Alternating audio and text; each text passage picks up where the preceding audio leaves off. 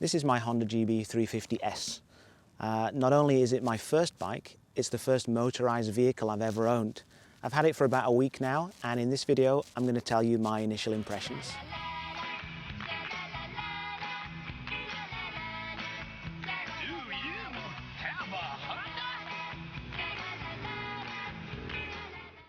I remember when I first saw the announcement on Honda's homepage that this was officially coming to Japan, and I went absolutely nuts because it was exactly the kind of thing that I'd been looking for. And they also had some sound samples of the engine, and that just sealed the deal, and I knew that this was the bike that I wanted.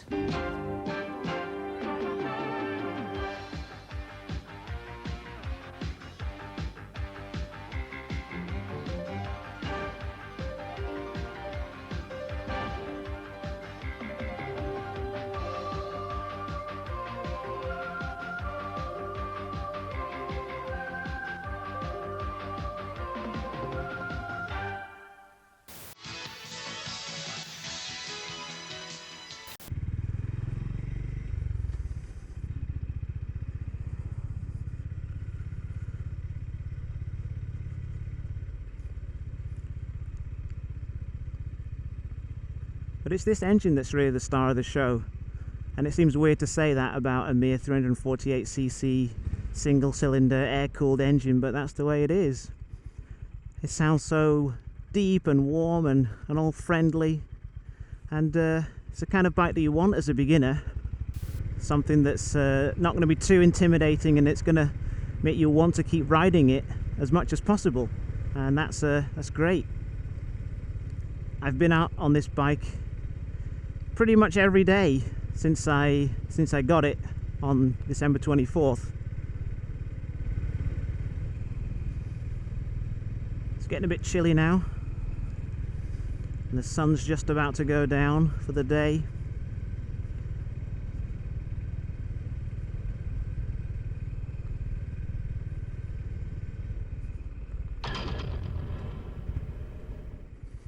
It's fine, it's fine.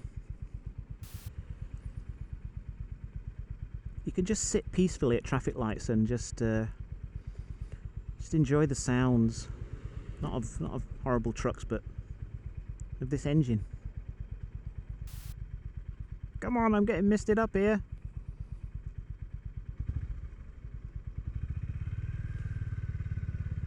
Okay, you're turning left, that's fine.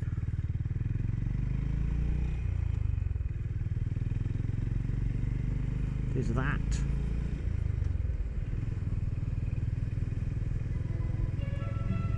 You're an idiot.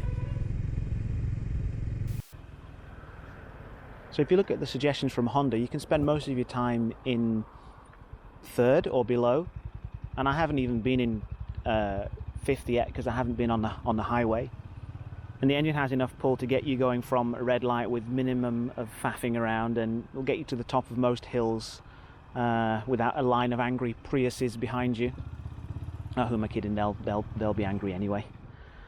You have to remember that this bike comes in at a pretty reasonable price considering what you get. You've got your LEDs, your ABS, traction control, you've got 15-litre fuel tank that has a really nice fuel consumption, and it's sold incredibly well in its first year on sale, both here and in India where it's manufactured. The waiting times for the bike here are ridiculous, and most dealers can't say with any certainty how long you'll be waiting to get one. I put my deposit down in July and was told to expect a February delivery. Unfortunately, I think they under-promised and over-delivered, and I picked mine up on December 24th after getting a surprise call 3 weeks earlier to come and do the rest of the paperwork. As a complete beginner, of course, it's such an easy bike to ride. Now, the riding position of the S version is very slightly canted forward compared to the standard version, but it's still really a relaxed riding position. So speaking as someone who has constant lower back pain, I've never had any discomfort during or after riding this bike. The bike isn't heavy, especially compared to the 200 kilogram monster that I had to learn on. It's not powerful, it's very light clutch, and neutral is always easy to find. So all of those things are really helpful for a beginner. Generous foot pegs, nicely padded, you know, it's a really comfortable bike. So here I am sat on the bike. I'm 172 centimeters tall and I have no problem flat footing on both sides. A few people said that the side covers came out too far and that meant that the position was not so good. I haven't found that to be a problem, and I am definitely not lacking in the thigh department. So if I have no trouble, then I'm sure most people would have no trouble either.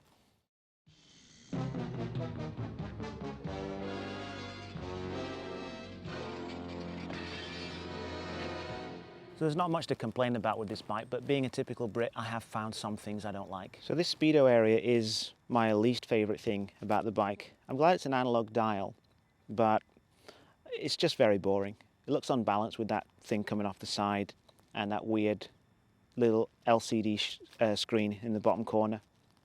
So I'd have much preferred two analog dials, like on the SR400 or the Kawasaki Z900 RS.